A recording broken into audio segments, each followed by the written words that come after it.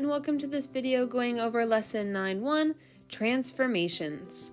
A transformation is a change in the position, size, or shape of a figure. We call the original figure the pre-image and the transformed figure the image. So let's start to look at some transformations.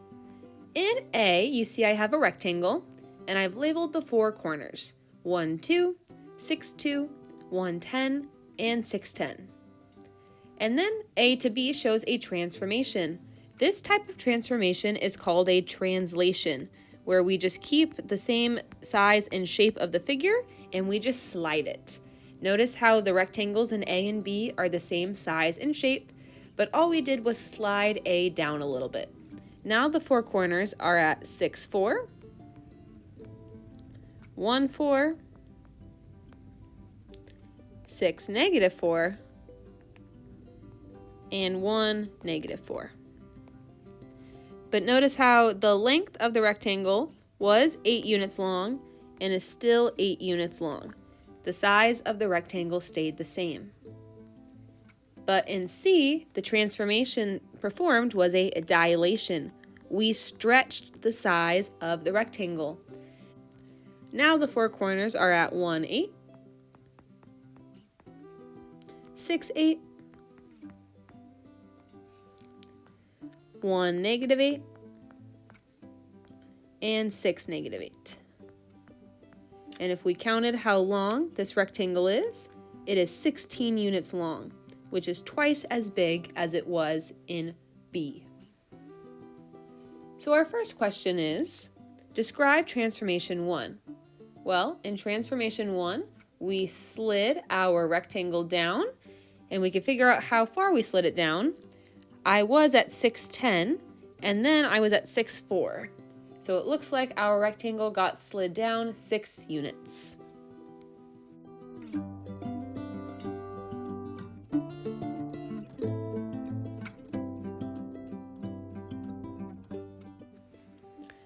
Number 2 says, how is transformation 2 different from transformation 1?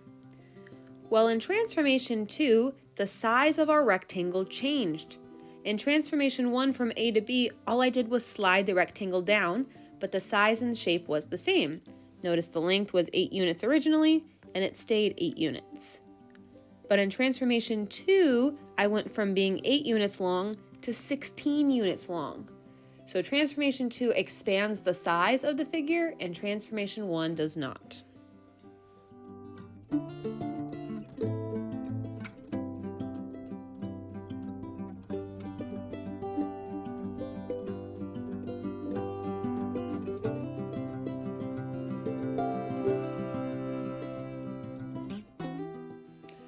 Transformation 2 expands the size of the figure, and transformation 1 does not.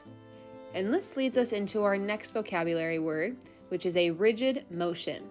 A rigid motion is a transformation that preserves the size and the shape of the figure.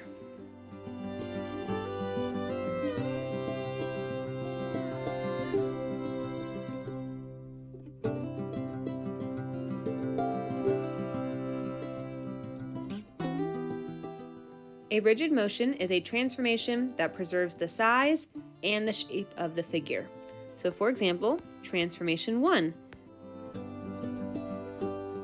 Transformation 1 is a rigid motion because we did not change the size or the shape of the figure. All we did was slide it down. We changed its position, but we didn't change the size or the shape of the rectangle. Transformation 2 is not a rigid motion because we did change the size of the rectangle. And so that's what it means to be a rigid motion. Moving on, in A it says complete the table to show the positions of the four corners of the rectangle when figure A is mapped onto figure B. So they wrote down the four corners of figure A, 1, 10, 1, 2, 6, 10, and 6, 2. And so let's look back at our labels so we can fill in this table. The point 1, 2, which was this bottom left corner, now became 1, negative 4.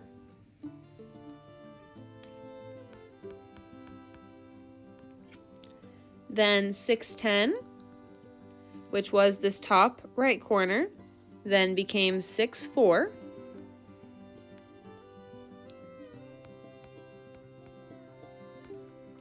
And our last corner, 6, 2, which was this bottom right corner, now became this bottom right corner, which is 6, negative 4.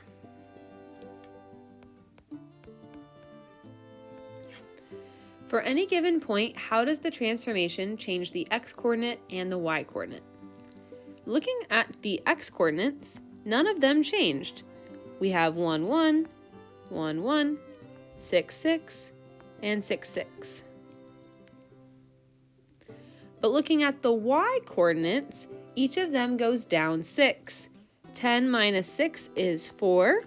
2 minus 6 is negative 4. 10 minus 6 is 4. And 2 minus 6 is negative 4.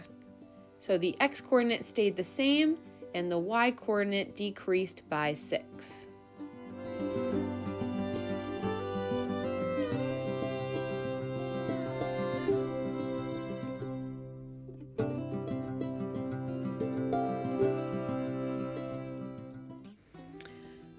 In B, it says you can use the notation 110 to 1,4 to show how a point is transformed. Express transformation 1 as a function using xy.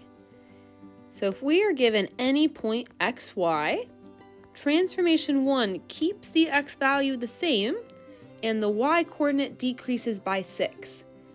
So to show that the y-coordinate decreases by 6, we are going to take whatever the y we are given and subtract 6.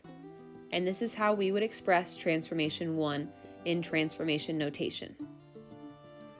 Let's do the same thing but for transformation 2. So in transformation 2, I'm going to copy down my 4 corners from figure B. They were 1, 4, 1, negative 4, 6, 4, and 6, negative 4. And in order to prevent me going back and forth like I did last time, I'm just going to write down the coordinates for figure C for you, but please look back at your front page to double check my work. 1, negative 4 goes to 1, negative 8. 6, 4 goes to 6, 8. And 6, negative 4 goes to 6, negative 8. And we are going to examine the x and y coordinates like we did last time. Once again, it looks like the x coordinate stayed the same. 1, 1, 1, 1, 6, 6, 6, 6.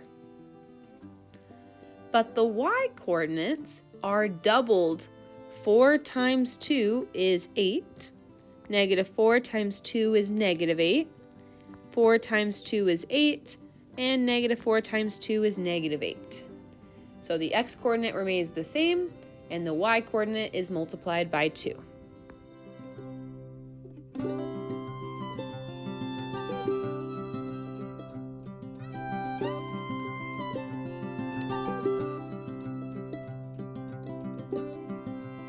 Can transformation 2 be expressed as a function? Explain why or why not. Write the function if it exists.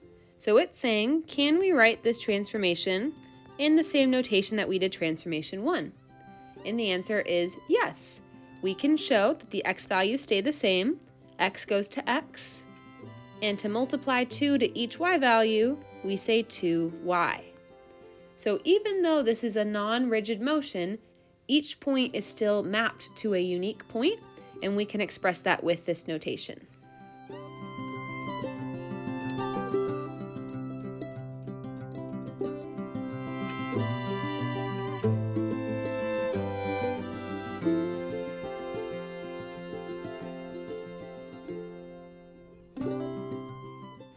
The last thing we're going to go over in this video is practicing identifying a rigid motion versus a non-rigid motion.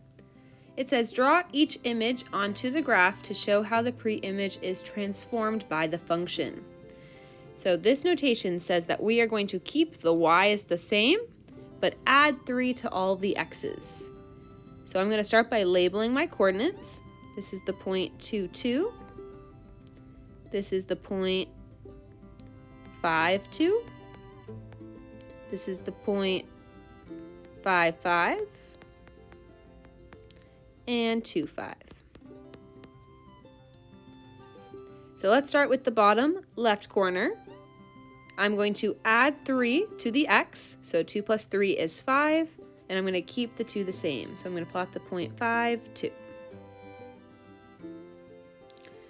Next, my bottom right corner. Adding 3 to 5, I get 8, and I keep the y value the same, so my new point will be 8, 2.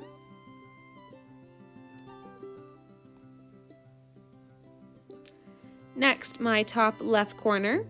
Adding 3 to the x, 2 plus 3 is 5, and keeping the y value the same, I will plot the point 5, 5. And then my top right corner, adding 3 to my x, 5 plus 3 is 8, and keeping the y value the same will be the point 8, 5. And this is my image.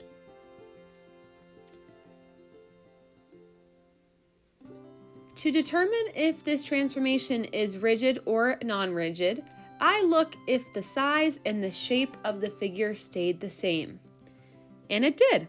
This square stayed the same shape throughout the transformation, so this is a rigid motion.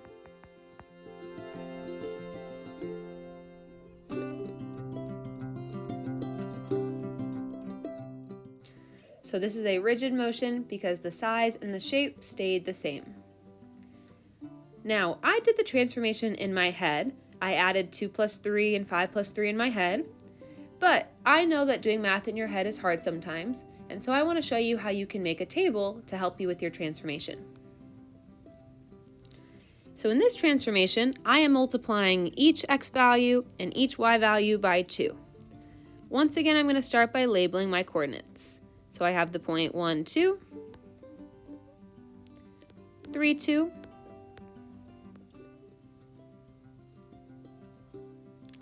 3, 5, and 1, 5. And I'm going to put these in a table.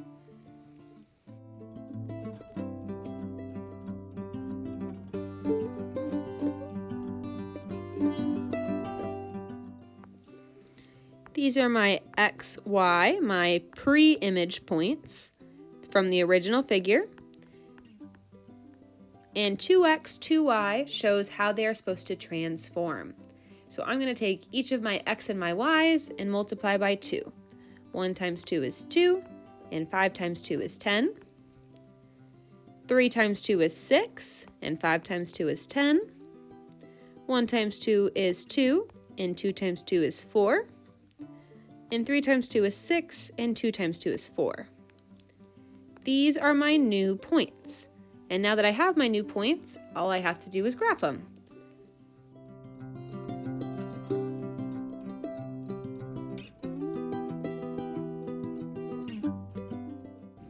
And this is my image. This transformation is non-rigid, because the size changed. Notice how the size of my rectangle grew bigger than the original pre-image.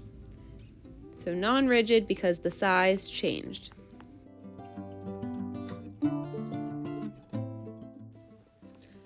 And last one, I'm going to subtract 2 from my x's and add 1 to my y's.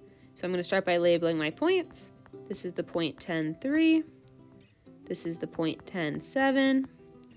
This is the point 1, 3. And this is the point 1, 7. And I'm going to make my table. So I have my pre-image points, which are 10, 7, 1, 7, 10, 3,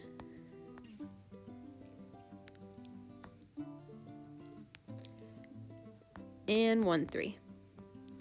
And I'm going to subtract 2 from my x's and add 1 to my y's.